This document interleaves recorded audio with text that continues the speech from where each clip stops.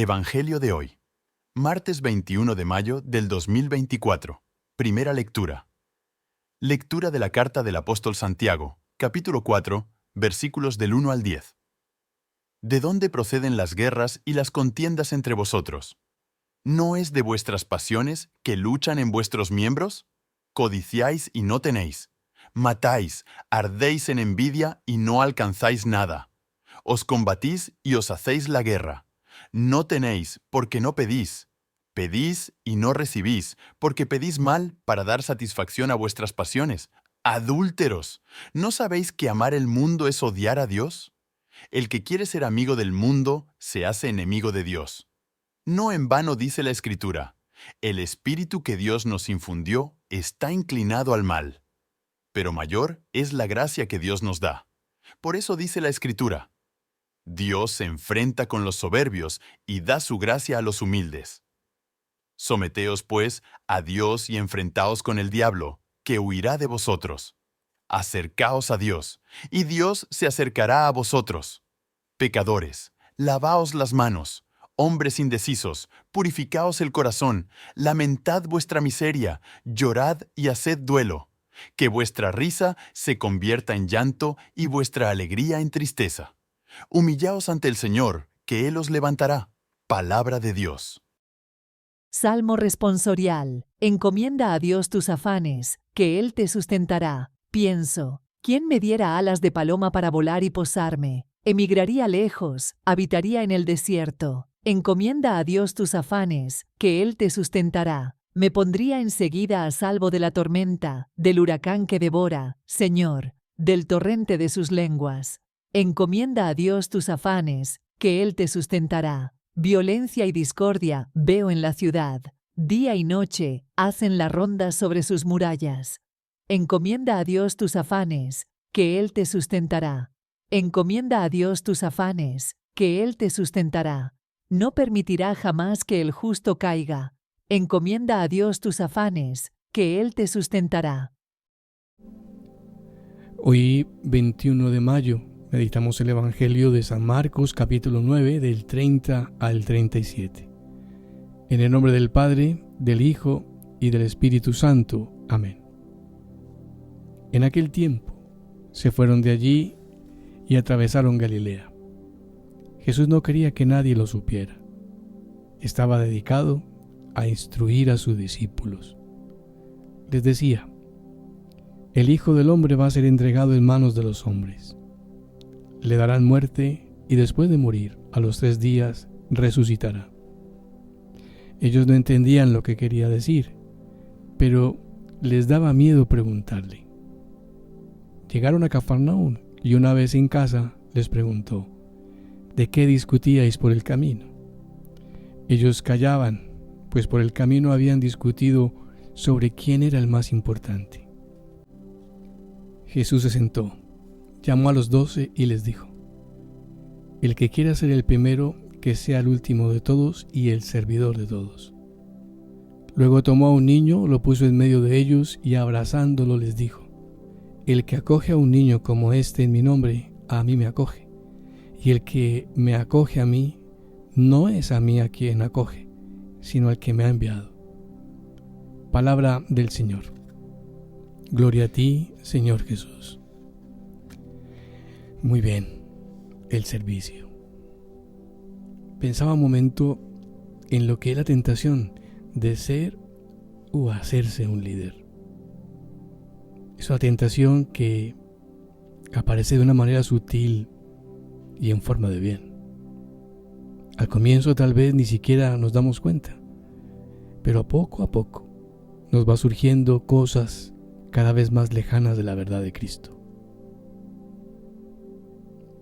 Recuerdo que en alguna oportunidad, en alguna lectura que hacía de algún autor cristiano, un sacerdote, Charles de Foucault, decía que un día había escuchado una frase durante la homilía de un sacerdote. Y esa frase era: Jesucristo ha tomado el último puesto, de tal modo que nadie podrá quitárselo jamás. Hoy, qué bonito que estas palabras nos hieran y nos proporcionen consuelo porque la experiencia humana de cada día nos lleva a decir que somos nosotros quienes debemos luchar con los condicionamientos y los bombardeos psicológicos que se nos presentan. Y hay que tener algo muy claro, que sin la humildad, esa virtud que nos permite reconocer a otro fuera y por encima de nosotros, solo conseguimos afirmar nuestras pasiones, que nos conducen a la unión y al compartir. Sino solo a imposiciones que, con el correr del tiempo, no concuerdan ya con la sabiduría de Dios.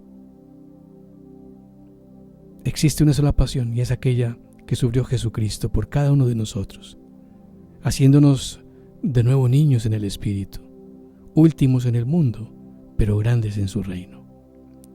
María, auxilio de los cristianos, ruega por nosotros. La bendición de Dios Todopoderoso, Padre, Hijo y Espíritu Santo, descienda sobre ti y te acompañe siempre. Dios te bendiga, un bonito día para ti.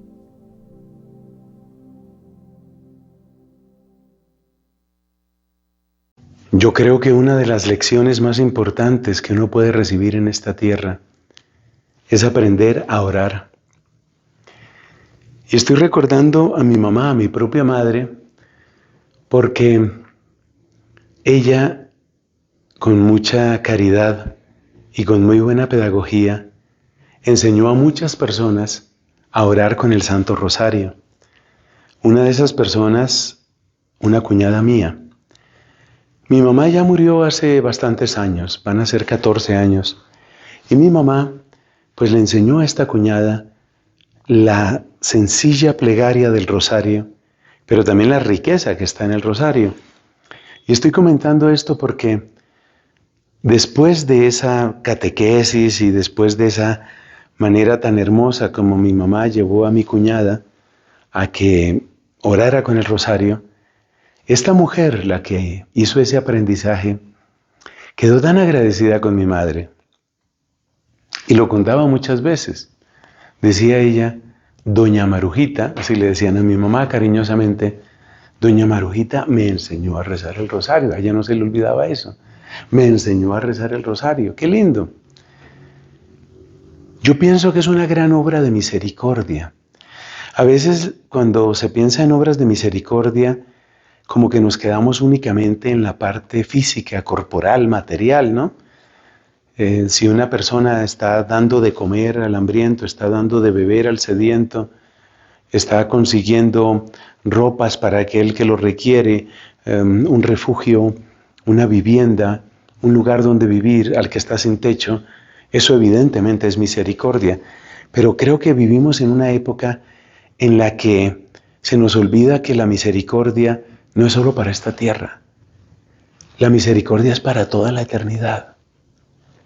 Y como bien enseña San Agustín, en la eternidad, concretamente en el cielo, pues no va a haber hambrientos a los cuales darles alimento, ni sedientos a los cuales darles bebida. Y lamentablemente debo decir que eso no sucederá ni en el cielo ni en el infierno. De tal manera que las obras de misericordia corporales valen porque es valioso el amor con que se hacen las cosas. Pero son infinitamente más valiosas las obras de misericordia espirituales. Y una de ellas es esto, enseñar al que no sabe, sobre todo enseñar la oración. Bendito sea Dios que en mi propia familia, pues mi mamá tuvo ese don de ayudar a otras personas para que oraran, muchas veces, como dije, con el Santo Rosario, y para que lo oraran bien, como se dice popularmente, no como una simple repetición, sino para que lo oraran muy bien.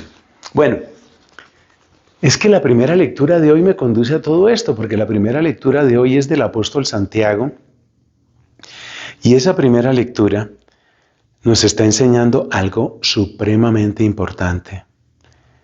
Nos está enseñando que podemos equivocarnos en una de las formas de oración que todos utilizamos, porque pues todos somos necesitados.